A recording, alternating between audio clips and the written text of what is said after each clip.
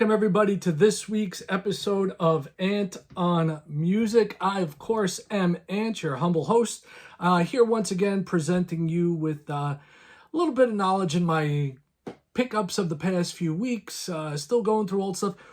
Got our first actual new release of the new year, so I'm very excited about that. Waiting for a whole bunch of stuff. I think the first big release for this year is going to be the upcoming supposed final foray of Megadeth. I'm sure we're going to see a whole host of live albums and things like that. On the day that I'm recording this, we're looking at the new moon, which means we're getting another Peter Gabriel track. We're getting the new track. Its Bright Side mix is released today. And if you're familiar with Peter Gabriel, the way he has done things, the last album, following pattern he had done previously, was on the full moon. We're getting the dark side mix of a track. On the new moon, we're getting the bright side mix of a track, with the idea that the album's going to be released at the end of the year. Also, I don't think I mentioned that. I'm surprised, but the Black Crowes have a new album coming out, I believe, in March. And I'm looking forward to that as well. I cannot wait to get new Black Crowes. It's called Brothers of a Feather, I believe. Or, no. A Pound of Feathers. Sorry about that. And this week we've got an oddball mix of stuff. We've got some New York hardcore. We've got some prog. We've got some really poppy metal, also from New York based. And some classic rock, and yet another box set, which I haven't opened as of yet. It's one of the ones that was ordered during the Christmas delirium and just arrived. And there's a story behind it that goes back to not this past Christmas, but the Christmas before. So let's hop on into it. But before we do that, if you're new here, please subscribe. If you're not new here and you come back and you don't subscribe, what the hell is wrong with you? Just subscribe. It helps me in the algorithm. Other things that help me is when you leave a comment, or give me a thumbs up, give me a like. Those are always appreciated. So I'm going to take a sip of water, and then without further ado, we're going to hop on into it. We're going to start off with one of the seminal New York hardcore bands. And of course, I am talking about Harley Flanagan, John Joseph, the Cro-Mags. So we went to the mall. Right? So we went to the mall, and always looking, digging, whatever. So I stopped by Newbury Comics, as you can tell by the hype sticker here and the hype sticker there. Picked up the Cro-Mags debut, The Age of Crawl. This actually is old enough that it's 40 years old. All right, it's 40 years old. It actually came out last year. This is a limited edition in silver of 300. So you get the same photo on the back in black and white, and lyrics and liner notes there. The Cro-Mags were huge as far as hardcore goes. They actually did tours with Megadeth and Motorhead, and their guitarist really put together some really awesome like post Motorhead, real crunchy riffs. And they, in the spirit of the Ramones, they wasted no time with this album. I think it has a running time of under 35 minutes, and it's 15 tracks long. You've got We Gotta Know, World Peace, Street Justice, Hard Times, By Myself, and 11 other tunes on here. So really thrilled to get Age of Quarrel on vinyl. I remember when it was originally released on Profile Records. Didn't get it on vinyl. Then I remember being at the radio station, both radio stations where I worked, and now I got it myself. Got the updated limited edition silver. So you see a very young Harley Flanagan right there, and their first two albums are absolutely killer. Where else do you get songs that are like violent and destructive, but really they're based in Hinduism? Really funky stuff from that perspective. And they were really one of the first bands to meld heavy metal and punk together. Really dig the Cro-Mags. Glad to get this in my collection. Next up, total flip. Now, Cro-Mags used to play at the club where, like I said, the club where I worked in New Rochelle, New York streets. They would come in mostly on Saturday nights, which was like more of a hardcore punk and thrash night. Seen them a few times, caught them with bands like the Crumbsuckers and other bands in the New York hardcore scene like Biohazard, Vision of Disorder was another band that came through, and also Biohazard. Biohazard was one, but a totally opposite end of the spectrum. One of the bands that was popular back in the late 80s. They were basically like, not one and done, but their debut album did fairly well. And then, poof, nothing really. After that, they succumbed to the grunge comet. But Danger Danger's lead singer, Ted Poley, he went on, he had a solo career. He actually did 3 albums with them, and the story behind that, we'll take a look at the solo album here. And this is an actual autographed copy. Got this from Deco Records. Very cool. This is modern art. This came out a few years back, and got it on a good sale. So what the hell? I do like Ted's voice, but Ted did 2 albums with Danger Danger while they were a thing, and they had a 3rd album, which is worth searching out. It's called Cockroach. The interesting thing about Cockroach is, if you can find it, is it's released as a 2 CD set. All right, and I have it on CD. Ted recorded his vocals and everything. The band and him had a falling out. Ted went on his merry way. And they brought in a Canadian singer by the name of Paul Lane. They redid the entire album with Paul on it. Both versions are very cool. I don't like either one better than the other. I do dig them both. This album, Modern Art, a little bit more synthy than I would expect, but it's not bad. You have on here New World, Gypsy at the Heart, Bury Me, Out of Control, Running for the Light, What Kind of Love, Time, The Devil to My Angel, I Know a Liar, Find Another Man, and Wilderness. Got a good mix of, very glammy pop rock synthy type stuff on there. Very, very cool. Now, that leads us to our new release. First new music of 2026. Very cool. As you guys know, I'm a huge prog guy. Love prog. The European prog scene is very vibrant, much different than music here in the States. One of the bands that is, I would say, at the forefront of European prog is Airbag.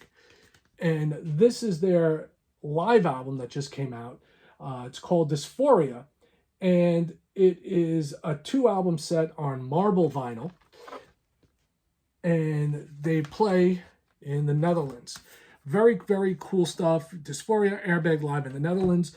It is a 2-disc set. I'm going to show you one for time's sake. It is on a cool blue marble vinyl. Not a tremendous amount of the dark vinyl there, but you can see hints of it. So it is a 2-album set. And it's got a good track listing if you know them. They have Bjorn Reese, their guitarist and main writer. He's got a very David Gilmour-ish type sound about him, which I dig. And, it starts off with the title track, Dysphoria, which is long. It's over 11 minutes long, but not the longest track here. You also get Tyrants and Kings, which is a fantastic song. Awakening, Erase, Tear It Down. Then you get Machines and Men, Redemption, Never Coming Home, and then Homesick 1 through 3, which is the entire album side and over 20 minutes long, which is very cool. They also included this really lovely booklet with all the information you ever wanted about this live recording and some killer pics. There's Bjorn. Killer pics from the night of the show. If you've never heard Airbag, I urge you to give them a listen. Really cool stuff. I was really thrilled when this showed up a couple of days back. So been digging this, love it. And first new album of the year. Going to be a good year, I can tell. Next up, All right. This was suggested, or in, I think, once again, I think it was Tom. I think this was in Tom's top albums of the year, and I didn't even know it existed. All right. Talking about Magic Pie. And I have only one other album of theirs, but I'm going to get more. I have King for the Day. I have it on CD. These guys are very cool. Once again, another prog act from across the pond. And this is basic black, so no real reason to show you that. It does come with a cool insert. It is a concept album. Here's the insert with your lyrics and liner notes as such. And it is a short album. You only got 7 tracks on here. The first track is a whopping 18 minutes long, Opus Imperfectus Part 1. Then you get By the Smoker's Pole. Then side 2 is Name It to Tame It, which I really, really dig. Kiddo's also very good. Someone Else's Wannabe, Everyday Hero is great, and Opus Imperfectus Part 2, Maestro. All right, and good album, very solid. You know, once again, this is why I tell you guys, tell me what you're listening to. It's not only about me. You know, what are you guys into? It might be something I missed, and I would have never heard about this, even though I do follow them. I don't know how the hell I missed it, but very cool album from the guys in Magic Pie. Now, this is another pickup I got yesterday when I was out shopping, and I was shocked, all right? This is an album that I have never owned. Never owned on vinyl, never owned on CD, but I do have a cassette of this. Or I did. I remember having it on cassette. I don't think I still have it. And I couldn't believe the price on this when I saw this. Granted, it's only 3 tracks, but another Newberry Comics find. And look at the original price on this. Almost 36 bucks, down to 8. I snapped this up quicker than you could say Merry Christmas. And this is Brian May's legendary 1983 Super Sessions, the Starfleet Project. And the cool thing about this, if you don't know, is Mr. Eddie Van Halen is on this, all right? You got EVH on here, which is really, really awesome. You also got members from Elton John's band, Queen, and, well, Brian May's in Queen, but another touring member of Queen, and member of REO Speedwagon. And here it is in all its glory from 1983. It's basic black, so no reason to get into that. 3 tracks. It's, you know, the Starfleet Project. You know, get Starfleet, Let Me Out, and Blues Breaker. You know, it's remixed for 2023. I found it in the closeout bin. Poor Brian May, but glad to add it to the collection, especially for $8. That's killer. Now, here we go. Last thing that I have is another monster. All right. And this is Led Zepp's Physical Graffiti, the box, all right? And as you can tell, it is a brand spanking new, all right? And the story behind this is, last year, not 2025, actually 2 years ago at this point, not 2 full calendar years, but 2 full years ago or 2 Christmases ago, you know, Rhino was having their annual Rhino record sale, and I ordered this from them, and all of a sudden, you know, it's like it showed that, you know, it seemed to be hung up in the middle of nowhere, right? And I contacted them. I said, yo, what's up? I never received my Led Zeppelin Physical Graffiti. And they were like, oh, we're sorry, it's out of stock. Like, okay.